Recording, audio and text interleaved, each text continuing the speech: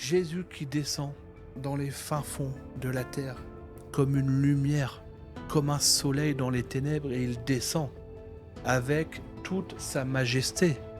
Il descend avec toute sa gloire, victorieux. Et au fur et à mesure qu'il se rapproche du fond de l'abîme, les démons commencent à trembler. Bonjour à tous, j'ai le plaisir de vous recevoir sur cette vidéo. Alors nous sommes l'église Philadelphia, nous sommes dans le nord de la France, au sud de l'île, à une vingtaine de kilomètres, et nous rassemblons une fois par mois, le premier dimanche du mois, et tous les vendredis en fin d'après-midi, où nous prions pour les gens qui ont besoin d'être soutenus dans la prière pour toutes sortes de sujets, et on voit des choses merveilleuses. Alors nous avions à cœur, depuis plusieurs années avec mon épouse, de vous partager un message à l'occasion des fêtes de Pâques. Alors la Pâques, pour nous qui sommes chrétiens, c'est vraiment un moment très important, et ce message, je l'ai donc appelé Pâques, le moment le plus important de l'histoire de l'humanité. C'est vraiment capital pour un chrétien. Bien sûr, les juifs aussi fêtent la Pâques, et je vais vous expliquer à travers ce message toute l'envergure en fait de cette fête de Pâques. Alors, pourquoi je vous parle du moment le plus important de toute l'humanité? Eh bien, c'est en référence à une conversation que j'avais eue avec une personne avec qui je travaillais. Cette personne, elle s'appelle Aïcha. Elle se reconnaîtra, je lui enverrai la vidéo. Alors Aïcha, une fois, elle vient me voir, elle me dit: «Écoute François, j'ai fait un rêve». Alors je crois qu'il y avait un rêve, je sais plus si on avait un ou 2. Elle me dit: «J'ai fait un rêve et nous préparions la fête de Pâques, et en fait tu m'expliquais, tout un tas de choses concernant la fête de Pâques, et pour moi, Pâques, c'est simplement les œufs en chocolat, les lapins en chocolat, mais rien d'autre quoi, et donc tu m'expliquais, tout ce qui tournait autour de cette fête religieuse de Pâques.» Et donc, je lui ai dit, eh bien, effectivement, il y a beaucoup de choses à expliquer sur Pâques. C'est le moment le plus important de l'histoire de l'humanité, et donc, je lui proposais de prendre un temps pour, discuter, de la Pâques, et notamment de la mort et de la résurrection de Jésus-Christ, à travers desquels nous sommes sauvés et lavés de nos péchés, et donc je lui ai expliqué toutes ces choses-là. Et suite, en fait, à ce temps d'échange, on est resté quand même pas mal de temps, je me souviens plus, mais il me semble plusieurs heures. Et en fait, quand elle est rentrée chez elle, elle m'a témoigné un peu plus tard que, à peine rentré, son fils est allé la voir, et il lui a dit, alors c'est une famille, musulmane, hein, et il lui a dit: «Pour nous, qui est Jésus?» Vous voyez? Alors après un témoignage sur, la Pâque et sur le sacrifice de Jésus, eh bien, les vous savez, les enfants, ils viennent naturellement, hein. Ils reçoivent beaucoup de choses du monde spirituel, et ils viennent de façon tout à fait naturelle, et je viens de dire: «Qui est Jésus?» C'est un encouragement qui lui a été donné pour réfléchir à ce que, nous avions, partagé ensemble, et peut-être qu'elle comprenne, eh bien, qui était réellement Jésus. Voilà, parce qu'il est dépeint dans, la religion musulmane, comme un prophète, et pourtant il est tellement plus, vous allez, le comprendre. Alors, en introduction, je vais vous demander de rester, un petit peu avec moi, parce que vous allez voir, on va aller dans les profondeurs de la révélation, et plus on va avancer dans ce message, plus on va rentrer dans la révélation. Vous allez voir, c'est, extraordinaire cette fête de Pâques. Alors, pour vous situer un petit peu, d'abord dans la Bible. De façon très simple, on peut diviser, la Bible en 5 grands passages, en 5 grands moments historiques, qui s'articulent autour, de, la mort et la résurrection de Jésus. Alors on a d'abord, au commencement, il y avait Adam et Ève. Dieu a créé l'homme et la femme, et tout allait bien pour eux.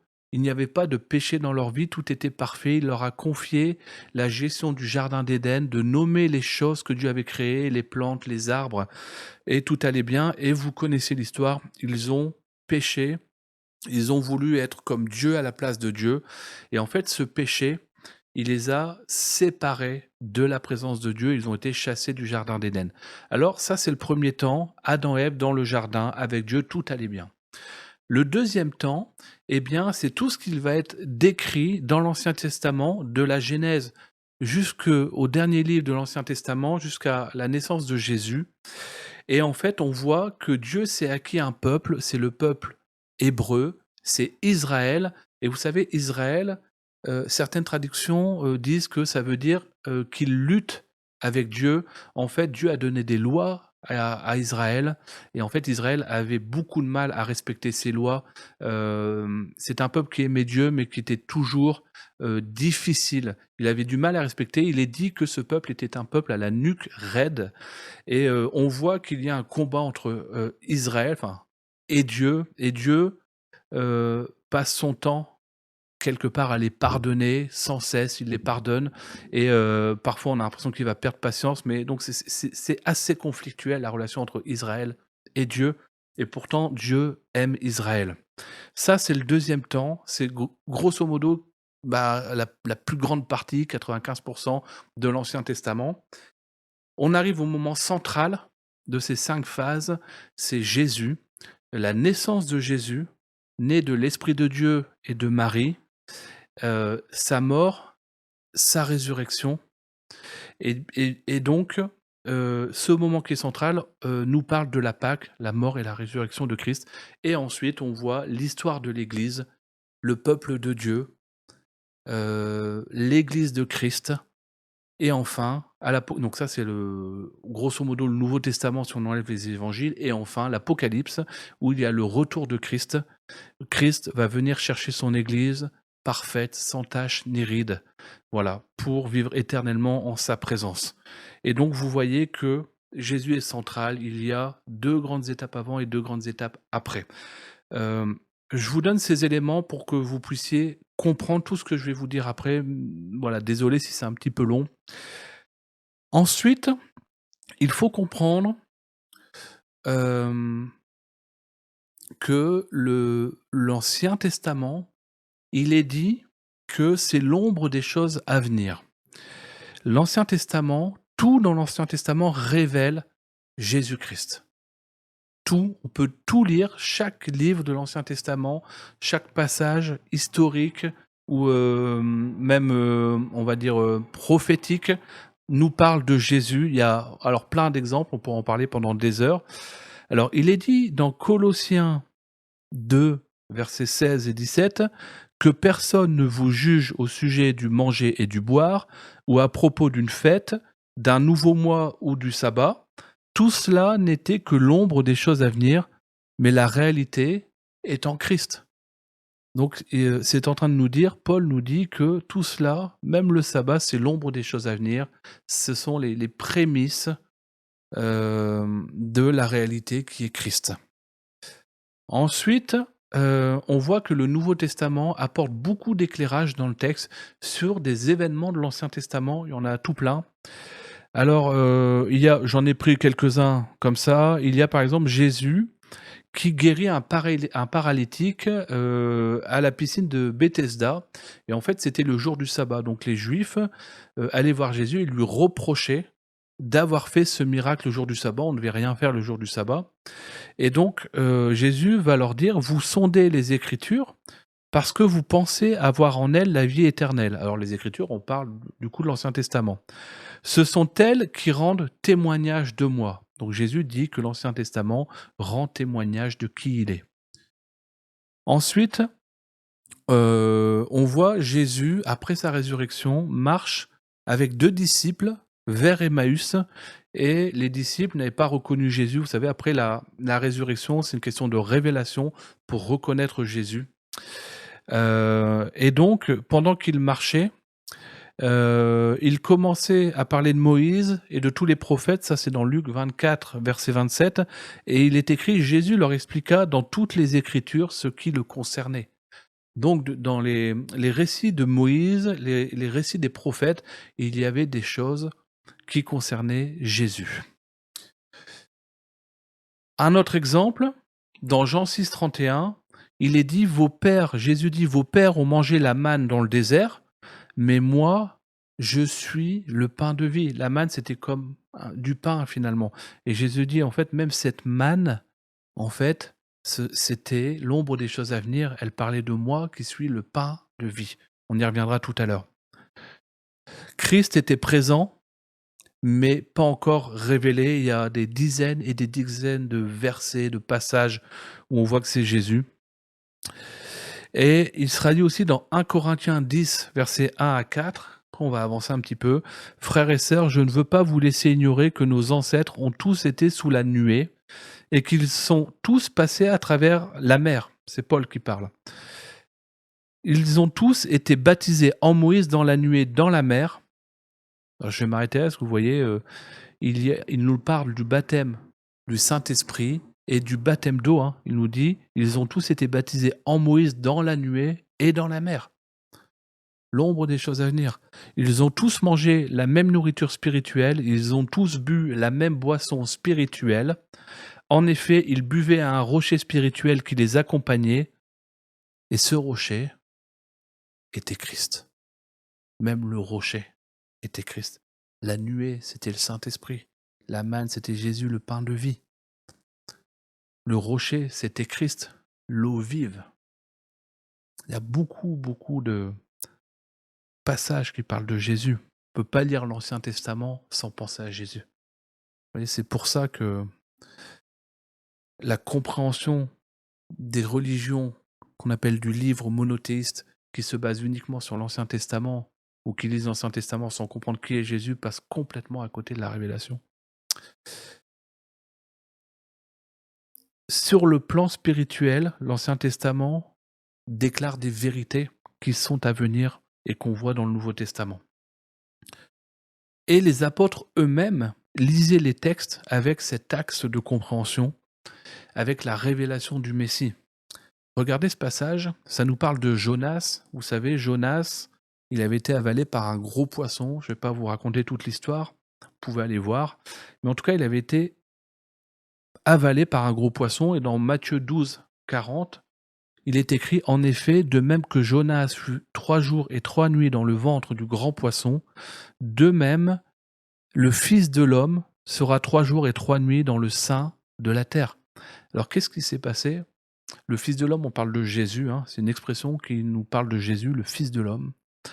Et quand il est mort, il a été 3 jours et 3 nuits dans le sein de la terre, dans les profondeurs de la terre, on en parlera tout à l'heure. Et il est ressuscité le 3e jour. Ça nous parle de Jésus. Alors je vais vous lire ce texte dans Jonas, qui est dans l'Ancien Testament, chapitre 2, à partir du verset 1. Il est écrit, l'Éternel fit venir un grand poisson pour avaler Jonas. Durant 3 jours et 3 nuits, Jonas resta dans le ventre du poisson. Dans le ventre du poisson, il adressa cette prière à l'Éternel, son Dieu. Dans ma détresse, moi j'ai crié à l'Éternel, et il m'a répondu. Oui, du cœur du séjour des morts, j'ai crié au secours, et tu m'as entendu. Tu m'avais jeté dans l'abîme au fond des océans, et les courants m'ont encerclé, tous tes flots et tes vagues ont déferlé sur moi. Je me disais, je suis chassé de devant toi. Pourtant, je reverrai ton temple saint. Les eaux m'environnaient et menaçaient ma vie. L'abîme m'enserrait. Tout autour de ma tête, les algues s'enlaçaient. Et je suis descendu jusqu'au tréfonds des mers où naissent les montagnes. La terre avait déjà tiré derrière moi ses verrous pour toujours. Mais du fond de la fosse, tu m'as fait remonter. Ô Éternel, mon Dieu. C'est puissant. Il y avait des algues qui entouraient sa tête telle une couronne d'épines. Il était submergé par les eaux. Vous savez, dans la Bible, quand on parle des eaux, on parle souvent de la destruction. Les eaux détruisent. Au temps de Noé, l'eau a détruit tout. C'est une menace. Il est dans le tréfonds des mers. La mer a une vision, a une image aussi négative dans la Bible. Il avait tiré derrière lui, il y avait les verrous qui étaient tirés, les verrous du séjour des morts. Vous savez, quand les gens meurent, ils sont coincés dans le séjour des morts jusqu'à ce que Jésus arrive, où il est dit, les portes du séjour des morts ne prévaleront pas, ne résisteront pas à l'église de Jésus-Christ. Donc ça parle vraiment de ça. Il était au fond de la fosse, et il nous sera expliqué qu'il était au fin fond des terres inférieures. Alors, vous comprenez que tout pointe sur ce moment extraordinaire de la Pâque la mort et la résurrection de Christ, les passages avant et même après, tout pointe toujours vers Jésus-Christ. Alors maintenant, je vais vous parler un petit peu de la Pâque juive, parce qu'il est très important dans l'Ancien Testament, c'est expliquer ce qu'est la Pâque juive, les prémices, l'ombre des choses à venir, et ça va nous aider à comprendre la Pâque avec Jésus-Christ. Alors, on se situe entre 1700 et 1300 avant Jésus-Christ, à la période du Nouvel Empire égyptien.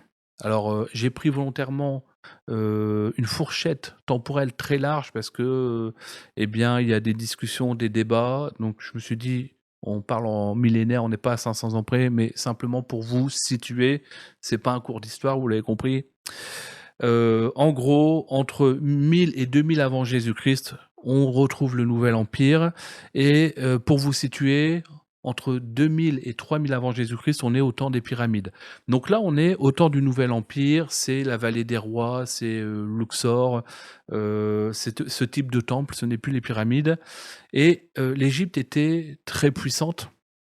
C'était un âge d'or pour l'Égypte et en fait, on voit Joseph qui est le fils de Jacob, qui a été trahi par ses frères et il a été vendu comme esclave. Il s'est retrouvé esclave en Égypte et Joseph, il avait une capacité, c'est de faire des rêves et d'interpréter les rêves et sa réputation, bien qu'esclave, est remontée jusqu'à Pharaon et Pharaon l'a, appelé pour interpréter l'un de ses rêves et Joseph a prédit 7 ans d'abondance et 7 ans de famine. Et en fait, il a gagné les faveurs de Pharaon. Il est devenu le second, en Égypte, après le roi, après le pharaon. Il était vizir finalement, comme premier ministre et on lui a confié la gestion des ressources, l'économie, notamment pendant ce temps de famine qui est arrivé et il a retrouvé ses frères qu'il avait trahis, il les a pardonnés et il les a, amenés sur ces temps difficiles à venir vivre en Égypte et Pharaon a donné une terre, à Joseph dans le delta du Nil, c'est le pays de Goshen et c'était la meilleure partie du pays. Vous savez, il était vraiment, vraiment béni Joseph et donc les frères de Joseph, les fils de Jacob se sont installés en Égypte et en fait, on a retrouvé là les 12 tribus d'Israël. Les fils de Jacob constituent vra les premiers d'une lignée pour les 12 tribus d'Israël et en fait, Israël a prospéré fortement en Égypte de génération en génération jusqu'au jour où bien il y a un pharaon qui a trouvé que la prospérité d'Israël posait un problème. Ils étaient nombreux, prospères en toutes choses et il décida de les mettre dans un esclavage dur.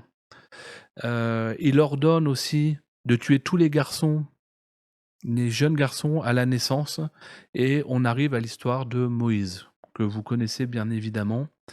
Alors Moïse a été abandonné sur le Nil et il est arrivé, finalement, au palais de Pharaon, recueilli par la fille de Pharaon et il a été élevé par, sa vraie mère qui était servante, en fait, qui s'est retrouvée servante au palais de Pharaon et en tout cas élevé dans son jeune âge et donc il a été élevé comme un Égyptien. Moïse a été élevé, comme un prince jusqu'à ses 40 ans où il a, défendu un Hébreu et il a dû tuer un Égyptien et il est donc, parti, il s'est exilé d'Égypte, et il est devenu berger pendant 40 ans. Voilà, tout ça, vous connaissez, j'imagine. Jusqu'à un moment donné, donc après 40 ans d'exil, il se retrouve devant un buisson enflammé, mais qui ne se consume pas, le buisson ardent et là, il entend la voix de Dieu. Dieu lui parle et il lui dit: «Libère mon peuple, libère mon peuple». Alors Moïse dit: «Mais qui suis-je pour libérer ton peuple, Seigneur? Je ne sais même pas m'exprimer». Moïse était bègue. «Je ne sais même pas parler, ils vont jamais m'écouter». Il lui dit: «Va voir le pharaon et dis-lui de libérer mon peuple». Il dit: «Mais le pharaon va pas m'écouter». Alors, il lui dit: «Écoute, va voir Pharaon, vas-y avec Aaron, il parlera pour toi». En gros, Dieu parle à Moïse et Aaron parle pour Moïse. Et donc il se retrouve devant Pharaon et plutôt que de libérer le peuple hébreu, Pharaon décide d'augmenter leur charge de travail, d'augmenter leur asservissement. Alors, Moïse lui dit: «Il y aura des plaies sur ton pays». Et c'est là qu'on voit les 10 plaies d'Égypte, l'eau changée en sang, première plaie d'Égypte, l'eau changée en sang. Si vous connaissez un petit peu la parole de Dieu, le premier miracle de Jésus, c'est l'eau changée en vin. Et il y a, dans les 2 dernières plaies, la 9e, c'est 3 jours de ténèbres. On pense à Jonas, on pense à la mort et la résurrection de Jésus. 3 jours de ténèbres sur le pays d'Égypte. Et enfin, la dernière, et celle qui fait plier enfin Pharaon, c'est la mort des premiers-nés, les fils aînés, dont le fils de Pharaon. Alors quand on regarde bien le texte, c'est pas la mort des bébés, c'est la mort des premiers-nés, des fils aînés. Ça veut dire que c'est bien plus large que ça. Tous les premiers-nés des familles mouraient. Et donc, le prince, le fils de Pharaon, aussi. Alors on arrive à la Pâque juive. Et là, vous allez commencer à comprendre les profondeurs de la Pâque. Il est écrit en Exode 12, versets 12 à 25. Je vais vous lire tout ça. C'est Dieu qui parle. Je parcourrai l'Égypte cette nuit-là, et je frapperai tout premier-né dans le pays, hommes et bêtes. J'exercerai ainsi mes jugements contre tous les dieux de l'Égypte. Je suis l'Éternel. Le sang sera pour vous un signe sur les maisons, et où vous serez, je verrai le sang, je passerai par-dessus vous. Ainsi le fléau destructeur ne vous atteindra pas lorsque je frapperai l'Égypte. De génération en génération, vous commémorerez ce jour pour une fête que vous célébrerez en l'honneur de l'Éternel. Cette fête est une institution en vigueur à perpétuité. En effet, on le verra. Alors Moïse convoqua tous les responsables d'Israël et leur dit: allez chercher un agneau ou un chevreau par famille, prenez-le et immolez-le comme agneau de Pâques. Alors, il est écrit aussi un petit peu en amont: vous prendrez un agneau ou un chevreau sans défaut, un mâle âgé d'1 an. Ensuite, vous prendrez un bouquet d'hysope, c'est une plante, l'hysope, vous le tremperez dans le bassin contenant le sang de l'animal et vous en badigeonnerez le linteau et les montants de vos portes. Aucun de vous ne passera la porte de sa maison pour sortir jusqu'au matin. L'Éternel parcourra l'Égypte pour la frapper. Quand il verra le sang sur les linteaux et sur les 2 montants de vos portes, il passera par-dessus la porte et ne permettra pas au destructeur de pénétrer dans votre maison pour porter ses coups. Vous observerez toutes ces prescriptions comme une institution pour vous et pour toute génération à venir. Lorsque vous serez arrivés dans le pays que l'Éternel vous donnera, comme il l'a promis, vous accomplirez cette cérémonie. Alors voilà, la 10e plaie, c'est un esprit de destruction, de mort pour tous les premiers-nés qui parcourent tout le pays d'Égypte. La mort allait se répandre partout et Dieu, par la voix de Moïse, dit: tu vas tuer un agneau pur sans tache et tu vas badigeonner les linteaux de ta porte. Le linteau et les côtés de la porte du sang d'un agneau pur. Juste, Jésus, un de ses noms, un des noms de Jésus, c'est qu'il est la porte. Alors, l'ange de la mort passe au-dessus des maisons s'il voit le sang de l'agneau. Il ne tue pas, il préserve la vie. Ils sont préservés d'une mort certaine. La mort passe au-dessus. Et donc, c'est le sens de Pâques en hébreu, c'est Pessar, passer au-dessus, Pessar.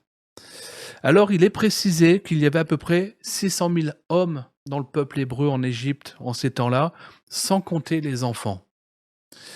Alors, j'imagine qu'ils avaient au moins 2, 3, peut-être 4 enfants, peut-être plus. Jacob, il y avait 12 enfants. Donc, peut-être il y avait des millions de personnes, au moins 1 million, peut-être 2, on va dire des millions de personnes qui sont concernées, pour la sortie d'Égypte. Alors, vous comprenez, ils viennent ils étaient en esclavage asservis. Ils viennent de voir la main de Dieu déverser des malédictions sur l'Égypte parce que Pharaon ne voulait pas libérer son peuple. Alors Dieu lui a fait plier le genou jusqu'à temps, voilà, il a mis des malédictions jusqu'à temps qu'il cède. Le peuple a vu tout ça, a vu la main de Dieu manifeste, imaginez le Nil, les fleuves changés en sang, les nuées de criquets, 3 jours de ténèbres.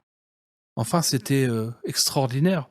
Le peuple hébreu, le peuple juif, pardon, le peuple égyptien était complètement paniqué, hein, au fur et à mesure. Et Moïse arrive et leur dit: «Bon, OK, c'est maintenant, il va y avoir un esprit de mort qui va s'abattre sur le pays, il faut sacrifier des agneaux». Et donc on avait des milliers de personnes.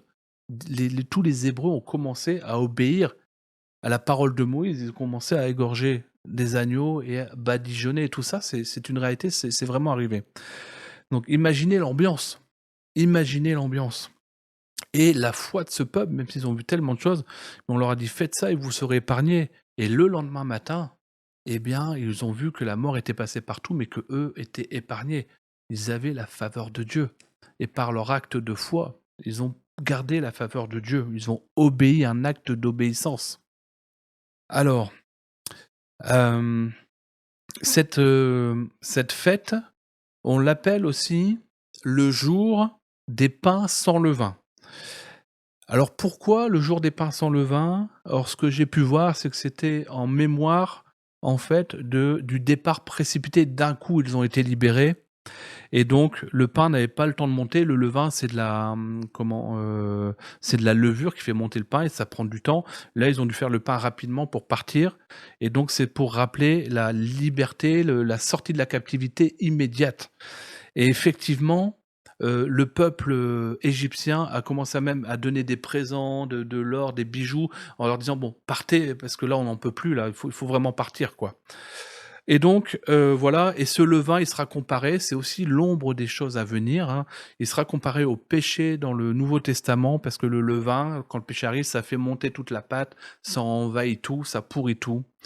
Alors dans 1 Corinthiens 5, dans le Nouveau Testament, il est écrit: «C'est bien à tort que vous vous glorifiez. Vous ne savez pas qu'un peu de levain fait lever toute la pâte. Faites disparaître le vieux levain afin que vous soyez une pâte nouvelle, puisque vous êtes sans levain, car Christ, notre Pâque, a été immolé.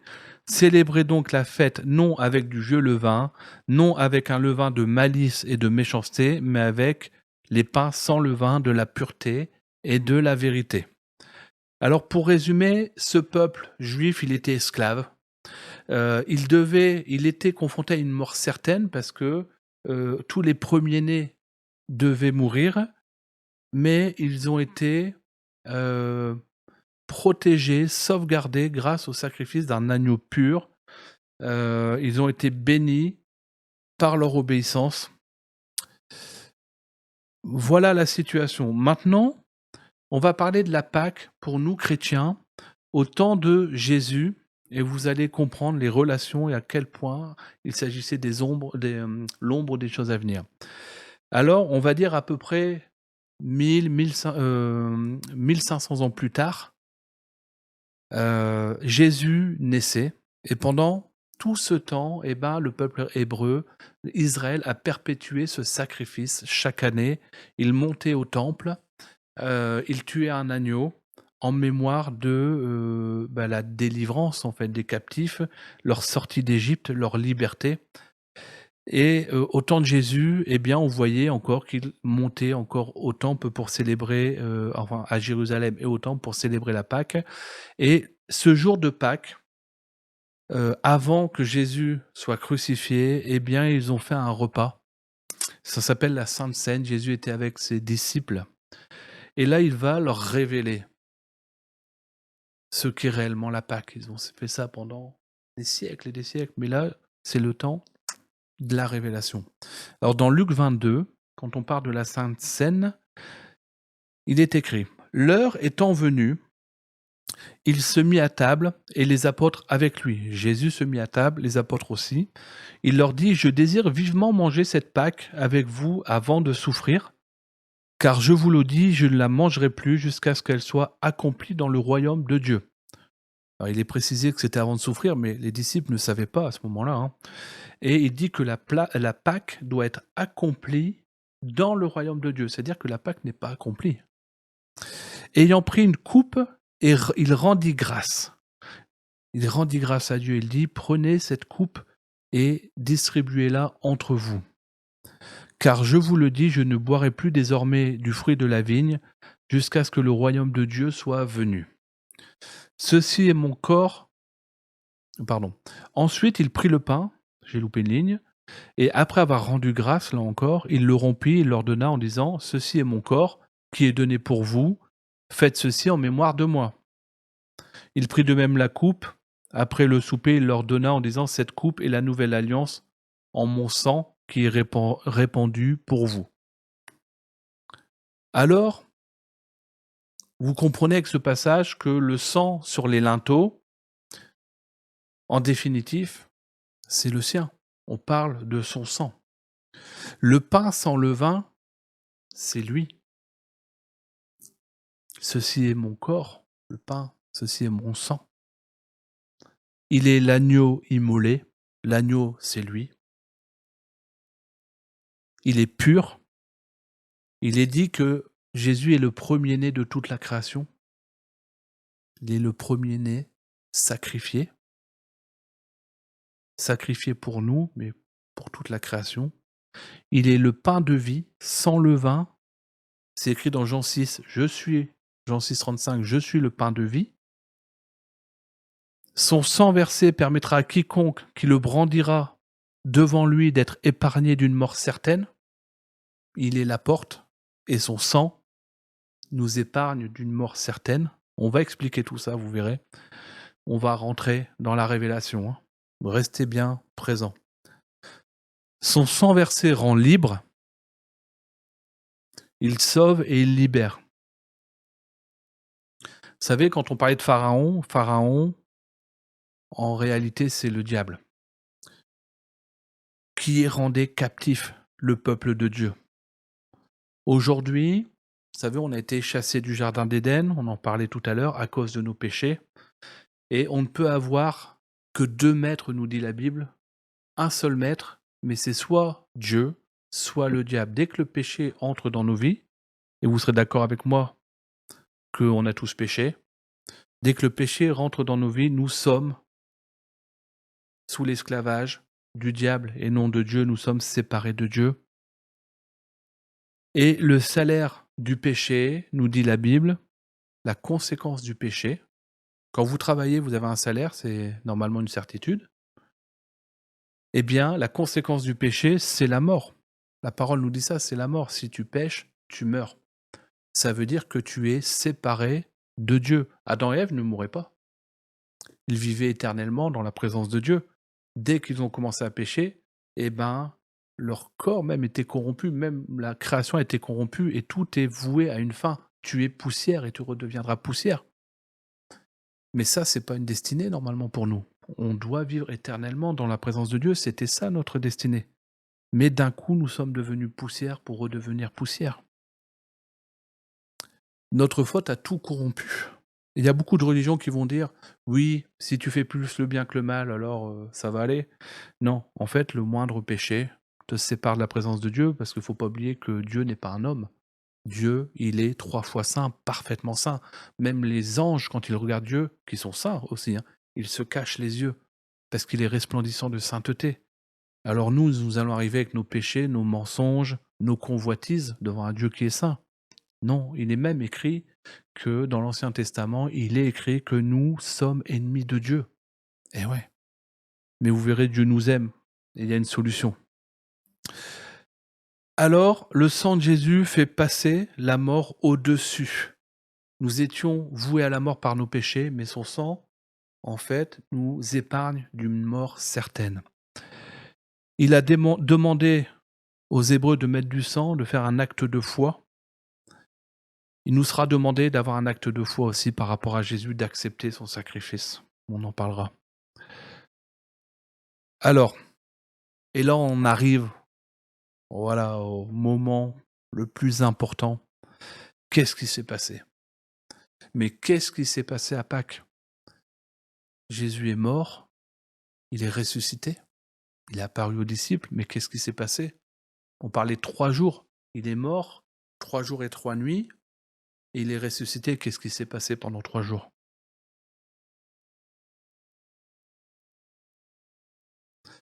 Alors, je vais vous expliquer déjà ce que la Bible nous dit. Il y a beaucoup de prismes, d'axes. Vous allez voir, on va résumer tout ça, mais Jésus sur la croix, il a dit une chose. Il a dit: «Papa, pourquoi tu m'as abandonné?» Est-ce que Jésus, fils de Dieu, peut être abandonné par le Père? Alors qu'il est la prunelle de ses yeux, il est le trésor du ciel. Est-ce que vraiment il peut abandonner Jésus? Qu'est-ce qui s'est passé? Qu'est-ce qui s'est passé à ce moment-là? Alors Jésus, il s'est fait pécher à notre place. Tous nos péchés, il les a pris sur lui, il pouvait le faire, parce que lui n'a jamais péché, il a décidé de devenir péché. Il y a plein de versets qui l'expliquent.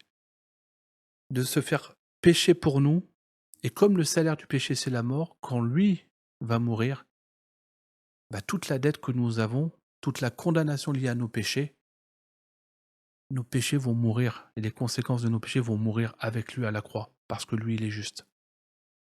C'est ce qui s'est passé. C'est pour ça que il a dit: «Dieu, pourquoi tu m'as abandonné?» Parce que quand il s'est fait pécher pour nous, eh bien, il a été séparé de Dieu, parce que le péché ne peut pas cohabiter avec Dieu.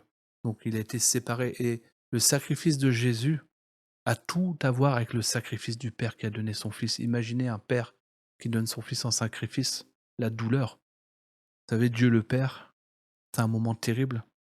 Dieu m'a donné de goûter un tout petit peu à ça lors d'une louange, et je voyais le Père qui voyait son Fils crucifié. C'était un moment épouvantable. Et donc, il a fallu qu'il soit séparé de Dieu pour payer cette dette. Le péché a été vaincu. La mort a été vaincue. Il est écrit dans 2 Timothée 1, verset 10, Jésus-Christ a détruit la mort. Dans 1 Corinthiens 15, verset 54, la mort a été engloutie dans la victoire. Ô mort, où est ta victoire? La mort est vaincue, la dette est payée. En mourant, Christ a vaincu la mort. Comme je vous disais, il y a beaucoup de jeux de mots dans la Bible, et il y a aussi, eh bien, ce type de verset qui nous dit que la mort est vaincue. Est-ce qu'on peut vaincre la mort? Christ a vaincu la mort en mourant, il a vaincu la mort. Alors, qu'est-ce qui s'est passé? Ça fait quoi pour nous, concrètement? Il y avait des ordonnances qui étaient dressées, des actes, comme des actes légaux. Vous savez, le royaume de Dieu, il est fondé sur la justice. Vous savez, ça veut dire que si quelqu'un a commis un meurtre, nous ici-bas, si quelqu'un commet un meurtre, il va devant un tribunal, il va devoir répondre de ses actes. Et si le juge disait: «Ben non, ça va être trop dur pour toi en prison, je vais te libérer», ça serait un scandale. Ça serait un scandale, il doit payer, ça serait une injustice. Dieu est juste. Le péché, la conséquence du péché, c'est la mort. Dieu ne dérogera pas à cette règle.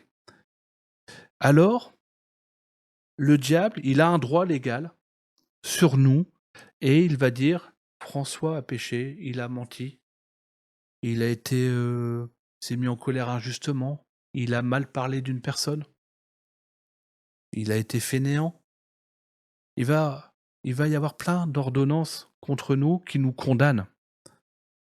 Ça, c'est une réalité, et ces condamnations, en tout cas ce qui est écrit sur ces ordonnances, c'est la réalité. Il ment pour ça, il ment pas, même si c'est le père du mensonge, et donc Eh bien, ces ordonnances, c'est un aller simple pour l'enfer, c'est votre ticket pour l'enfer. Tant que ces ordonnances sont dressées contre vous, qui listent tous vos péchés, imaginez la longueur, le nombre de pages de tous vos péchés depuis tout petit. Imaginez, une ligne par péché, combien il y a de lignes? Combien de milliers de lignes? De centaines de milliers de lignes. C'est irrécupérable.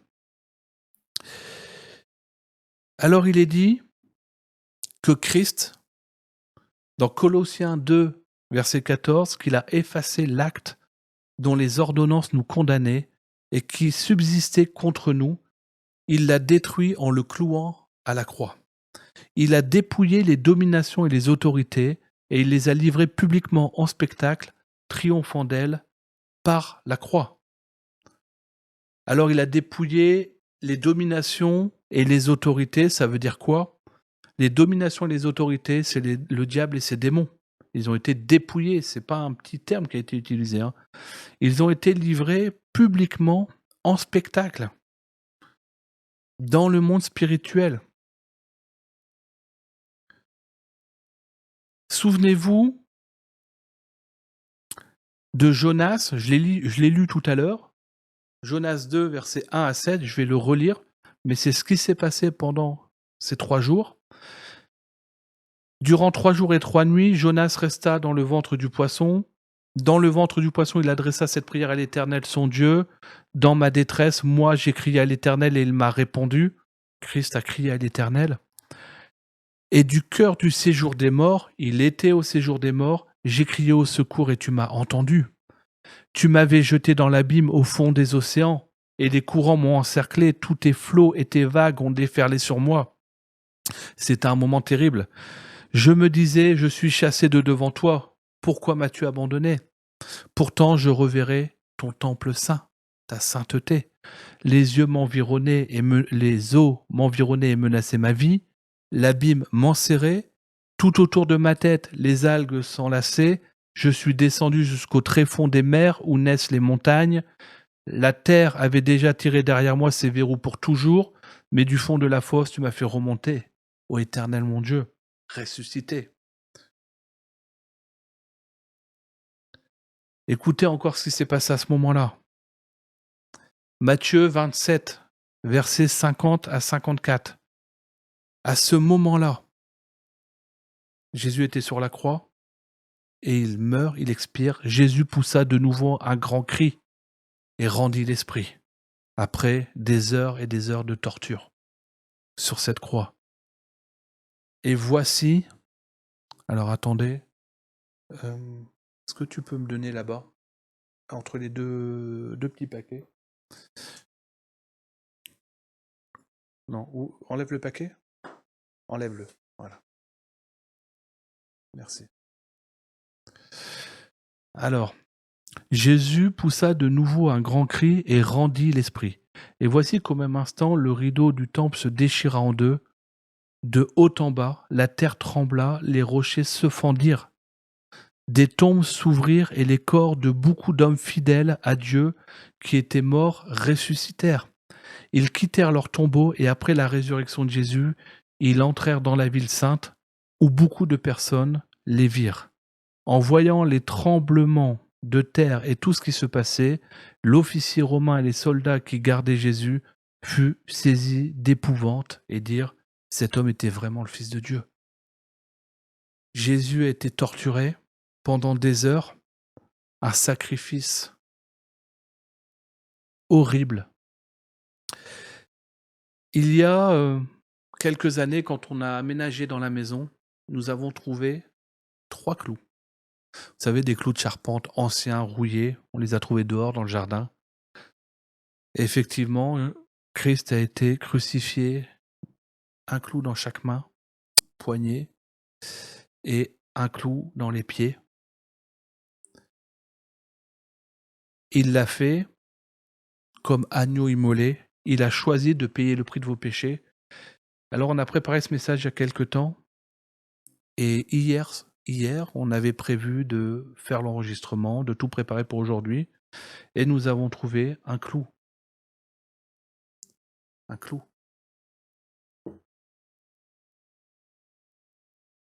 Voilà, c'est ça qu'il avait dans les pieds. Son sacrifice, il est pas petit. Son sacrifice n'a pas de nom.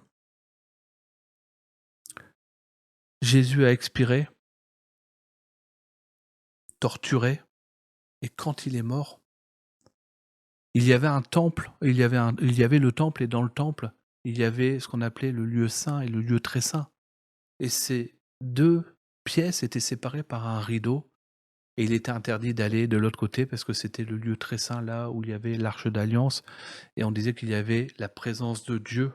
On ne pouvait pas tenir dans la présence de Dieu. On ne pouvait pas rentrer. Quand il est mort, le rideau s'est déchiré. Nous étions ennemis de Dieu, et quand Christ a payé le prix, la conséquence de nos péchés à notre place, nous avons été réconciliés, le voile s'est déchiré, on peut aller dans la présence de Dieu.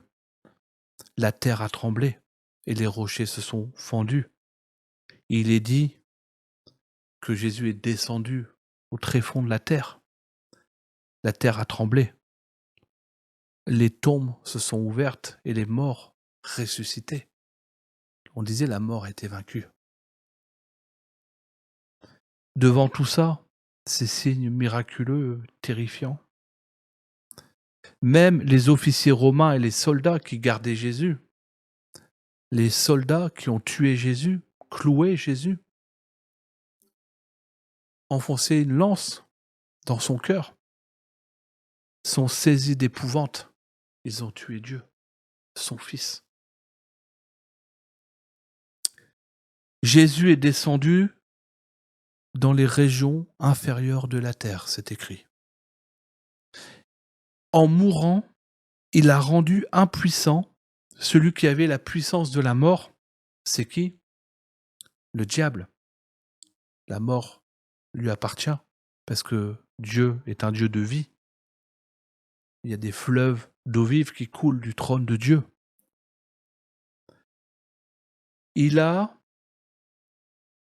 Alors c'est écrit dans Éphésiens 4:8 qu'il a amené les captifs. Alors moi j'ai toujours appris qu'il avait libéré peut-être les prophètes, Moïse qui était mort et qui attendait, que Jésus accomplisse justement cette, libération. En réalité, quand on creuse un petit peu dans les traductions grecques de l'époque, eh bien peut-être qu'il faudrait comprendre autrement ce passage, en tout cas c'est une proposition que je vous fais, mais ça serait plus proche de: il a fait prisonnier la captivité, il a rendu captif la captivité. En fait, il a vaincu la mort par la mort et il a rendu la liberté en rendant captif la captivité elle-même. Il a vaincu la captivité, il a vaincu la mort, il libère. Il y a un autre passage dans 1 Pierre 3, verset 18, qui nous dit: Christ aussi a souffert une fois pour le péché, une fois à la croix, lui le juste pour des injustes, pour nous, afin de nous amener à Dieu, ayant été mis à mort quant à la chair, mais ayant été rendu vivant quant à l'esprit, dans lequel aussi il est allé prêcher aux esprits en prison. Et là, je voulais m'arrêter sur le fait que quand il est mort, il est écrit qu'il allait prêcher aux esprits en prison. Prison dans le séjour des morts. Pareil, j'ai toujours entendu qu'il était question d'aller prêcher l'évangile aux personnes qui sont mortes avant le sacrifice de Jésus. Je vous propose là encore une autre compréhension. En fait, le terme qui est utilisé pour prêcher, c'est plutôt proclamer, et c'est le verbe grec kérusso. Et en fait, kérusso, ça nous parle d'une proclamation, mais pas n'importe quelle proclamation, c'est la proclamation d'un héros, H-E-R-A-U-T. Donc le héros, on voit, vous savez, dans le Moyen-Âge, peut-être celui qui fait oyez, oyez, le roi a dit. En fait, il annonce des décrets royaux. Alors je vais prendre ça parce que j'ai plus de batterie. Hop. Il annonce des décrets royaux, il déclare, il proclame. Je suis à la page 11, excusez-moi. Tac. Voilà. Donc, Ça annonce, des décrets, royaux, une annonce officielle et solennelle, au nom d'un roi. C'est un ordre officiel, il y a pas de débat, et ça s'annonce avec autorité, c'est une information, une proclamation, du roi. Donc là, pour moi, Jésus, il est allé proclamer aux esprits en prison et je propose aux démons sa victoire. Il a vaincu. Alors, imaginez un petit peu, maintenant que vous avez tous les éléments, Jésus est sur la croix, il dit à son père: «Pourquoi tu m'as abandonné?» Et avant d'expirer, il va dire: «Tout est accompli». Quand il meurt, la mort est vaincue. D'accord? La captivité est rendue captive. Et lui, il descend au fin fond, très fond de la terre, dans les terres inférieures, dans le séjour des morts. Le séjour des morts, ça veut dire ce que ça veut dire, hein. C'est là où il y a la mort, là où il n'y a pas Dieu, vous savez? Dieu, c'est la vie. Et les portes du séjour des morts se ferment sur ceux qui meurent, on ne peut plus s'en échapper. C'est impossible. Alors, imaginez, j'avais entendu une personne proposer cette image-là et je la trouvais très parlante. Jésus qui descend dans les fins fonds de la terre, comme une lumière, comme un soleil dans les ténèbres, et il descend avec toute sa majesté. Il descend avec toute sa gloire, victorieux. Et au fur et à mesure qu'il se rapproche du fond de l'abîme, les démons commencent à trembler. Ils paniquent. Ils sont effrayés comme les gardes romains.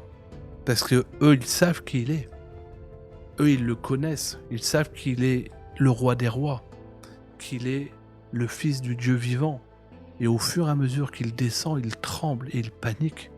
Et au fur et à mesure qu'ils se rapprochent, ils n'ont pas d'autre choix que de plier le genou, de courber la tête, parce qu'il est le roi. Alors, ils commencent, au fond de l'abîme, à s'avancer vers l'endroit le plus ténébreux. Et dans ces ténèbres, il y a un trône sur lequel est assis le diable. Et au fur et à mesure que Jésus avance vers lui, la peur en lui augmente. La panique le saisit. Vous savez, il est dit qu'il est le prince de la terre. Il est un faux roi. Il a un droit qui a usurpé sa royauté.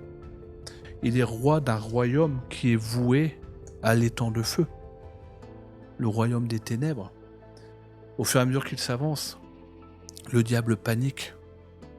Il s'entasse sur son fauteuil. Et Jésus, ça tombe bien que j'ai pris mes feuilles, voit dans sa main des ordonnances, des actes juridiques sur lesquels il y a vos noms. Il y a ton nom, Eric. Il y a ton nom, Séverine. Il y a ton nom, Aïcha. Joseph, il y a ton nom. Véronique, il y a ton nom. Alain, il y a ton nom. Sur ces ordonnances, il y a vos noms à chacun. Avec toutes les choses que vous avez faites, des pages et des pages de choses que vous n'auriez pas dû faire. Et Jésus prend ces ordonnances. Il les prend parce que maintenant, elles n'ont plus aucune valeur. Elles n'ont plus aucune valeur, elles sont caduques, elles ont été clouées à la croix. Et il les déchire. Et il les brûle. Parce que vous êtes pardonnés. Vous êtes pardonnés. Alors il y a un verset. Écoutez bien. Il a dépouillé les dominations et les autorités. Il les a livrées publiquement au spectacle en triomphant d'elles par la croix. Quand on parle, alors ça veut dire quoi publiquement? Pourquoi c'est écrit qu'il les a, ces autorités, ces démons, il les a humiliés, il les a livrés publiquement en spectacle, en triomphant d'elles par la croix. Quand on parle de triomphe, on est au temps des Romains, hein. C'est l'Empire, on est dans l'Empire romain. Jésus tué par les Romains. bien sûr, avec l'impulsion des juifs, des religieux de l'époque et du peuple juif. Mais nous sommes dans l'Empire romain. Alors comment ça se passait? Vous savez, il y avait des cortèges triomphants. Quand on parle de triomphe, vous savez, triomphe c'est très romain, hein. On a un arc de triomphe. Voilà. Alors, il fallait que le général, en fait, ce cortège triomphant, pardon, arrivait, tout un cortège militaire qui arrivait dans Rome pour proclamer la victoire. Et ce cortège, il était très codifié. Le général devait avoir vaincu, au moins tué plus de 5000 ennemis, j'ai pu lire. Il fallait qu'il ait étendu le territoire de Rome. Il fallait qu'il ait ramené un butin important. Vous voyez, il y a des conditions. Et comment était composé ce cortège? Il y avait d'abord des trompettes qui annonçaient l'arrivée du cortège. Et vous pouvez imaginer qu'à Rome, on devait entendre au loin les trompettes de la victoire qui arrivaient au loin. Et plus ils s'approchaient, plus le bruit des trompettes était fort. Les gens devaient se préparer, aller dans les rues pour accueillir cette armée triomphante. Ils attendaient. Alors, il y avait des trompettes, il y avait des étendards, voilà, avec les villes conquises, des inscriptions dessus. Il y avait le butin de guerre, de l'or, de l'argent, les armes, les statues, même les animaux exotiques. Vous voyez, ils aimaient bien avoir des lions, peut-être des girafes, je ne sais pas ce qu'ils ont pu ramener, des rhinocéros. En tout cas, c'était spectaculaire. Imagine, hein, quelqu'un qui n'a jamais vu une girafe, ou dans un cortège une girafe. Ça va être incroyable. Il y avait les prisonniers, les captifs, les rois, les chefs, les soldats enchaînés, ils étaient humiliés publiquement. Ils étaient exposés dans les rues de Rome. Leur défaite exposée. Il y avait de l'encens, des porteurs d'encens. Ah, c'était un spectacle étonnant. Il y avait les taureaux pour les sacrifices. Il y avait le général qui avait vaincu, qui était debout sur un char tiré par 4 chevaux blancs. Il y avait les soldats qui acclamaient le chef, qui lui faisaient un triomphe. Alors, je vous propose aussi cette image, Jésus, dans son cortège triomphant, avec les autorités et les dominations, exposé devant tout le monde spirituel, toute la création de Dieu, des myriades et des myriades d'anges, des archanges, toute la création qu'on ne connaît pas dans le paradis, et ils ont vu tous ces anges déchus qui ont renié Dieu. Leur puissance a été retirée. Ils ont été vaincus. La seule chose qu'ils avaient pour nous atteindre était notre péché. Et la conséquence, la dette du péché, eh bien Jésus a retiré ces conséquences-là. Il a payé la dette. Vous aviez une rançon à payer que vous ne pouviez pas payer. Il a payé la dette pour vous. C'est extraordinaire. Voilà pourquoi c'est le jour le plus important pour nous. Oui, il y a un jour important, c'était la chute. Terrible jour pour l'humanité et pour Dieu qui nous aime tellement.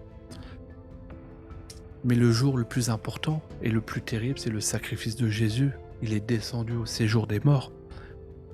Il a vaincu. Il est ressuscité. La mort a été vaincue. Quel moment glorieux. Quel sacrifice. La mort n'a pas pu le retenir, c'est écrit. Le séjour des morts n'a pas pu le retenir, il est ressuscité. Alors nous, on a un énorme problème. On avait un énorme problème. C'est que la corruption de l'homme nous a séparés de Dieu. Nous étions condamnés à une mort éternelle. Impossible de se sauver soi-même, c'est une illusion, vous savez. Beaucoup veulent se sauver par leurs propres efforts. Mais qui y arrive? Parce que toi, tu y arrives. Moi, j'y arrive pas. J'arrête pas de pécher, je peux pas m'empêcher de pécher, même je prends des décisions pour plus pécher, et je vais encore mentir, je vais encore faire des erreurs.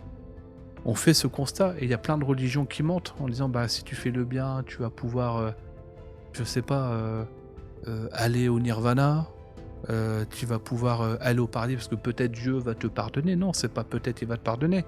Tu es soit pécheur, soit justifié en Jésus-Christ.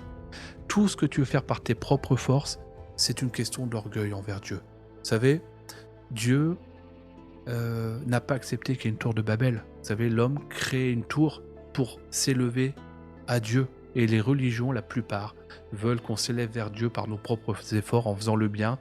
Par nos propres efforts, on veut être digne de Dieu. Mais Dieu, il n'a pas fait ça. Dieu, il est descendu, il s'est fait homme, humble. Parce qu'une des caractéristiques de Dieu, c'est qu'il est humble alors qu'il a tout créé. Il s'est fait enfant, né dans une crèche, humilié sur une croix. Mais pourquoi ? Un, parce qu'il nous aime, et deux, parce qu'il ne reviendra pas sur sa justice qui est le fondement de son royaume. Donc il a fait un acte de restauration, de justice. Il a permis que nous qui sommes injustes puissions être déclarés justes.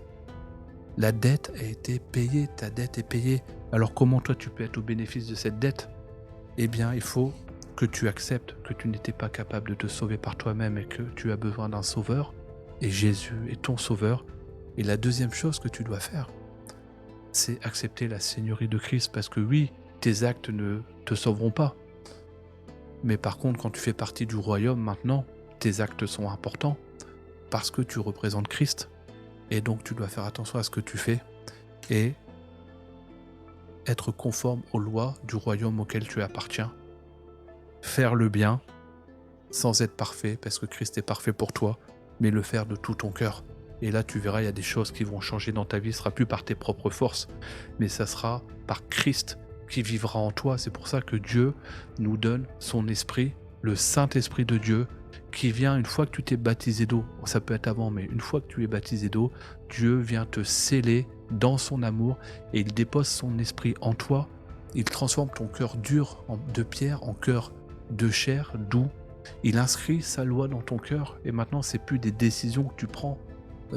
C'est plus des raisonnements, mais tu fais partie du royaume de Dieu et il met la loi comme quelque chose de naturel dans ton cœur. Ça change tout. En fait, c'est encore lui qui vient, c'est pas toi qui t'élèves à lui, c'est lui qui vient. Vous savez, le plus gros problème de l'homme depuis le début, c'est l'orgueil. Il veut être Dieu à la place de Dieu. Si tu veux être sauvé parce que tu fais le bien, c'est ton orgueil.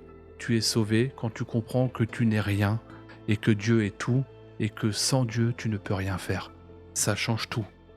Alors, ce plan, c'est un plan parfait que Dieu a proposé où se mêlent la justice du royaume et l'amour du roi qui est Jésus. L'amour de Dieu pour toi, ce n'est pas des mots, mais c'est un acte fou de pur amour manifesté à la croix. C'est pour ça que la croix, elle est tellement importante. Tu ne peux pas considérer Jésus comme prophète et être sauvé. C'est pas possible. Jésus te sauve à la croix parce qu'il est pur, parce qu'il est Dieu et parce qu'il a accompli un acte de justice pour toi. Il y aura un jugement et il est dit que Dieu a tant aimé le monde qu'il a donné son Fils unique afin que quiconque croit en lui ne périsse pas mais qu'il ait la vie éternelle. Il est écrit dans Romains chapitre 10 verset 9, « Si tu confesses de ta bouche le Seigneur Jésus et si tu crois dans ton cœur que Dieu l'a ressuscité des morts, tu seras sauvé. » Et enfin, Marc 16 dit « Celui qui croira et qui sera baptisé sera sauvé, mais celui qui ne croira pas sera condamné. » Alors marche avec Jésus, fais-toi baptiser, obéis-lui, change tout dans ta vie, on est à votre disposition, même si vous êtes loin, on est disponible, vous pouvez nous appeler, vous pouvez nous écrire. On est joignable sur Facebook, Église Philadelphia, sur YouTube, on a un site internet, vous pouvez nous écrire sans problème, on peut vous baptiser, on peut prier pour vous, on peut délivrer, vous savez, il y a encore des démons aujourd'hui, c'est toujours une réalité, on peut vous en délivrer. Christ est glorieux, soyez bénis abondamment.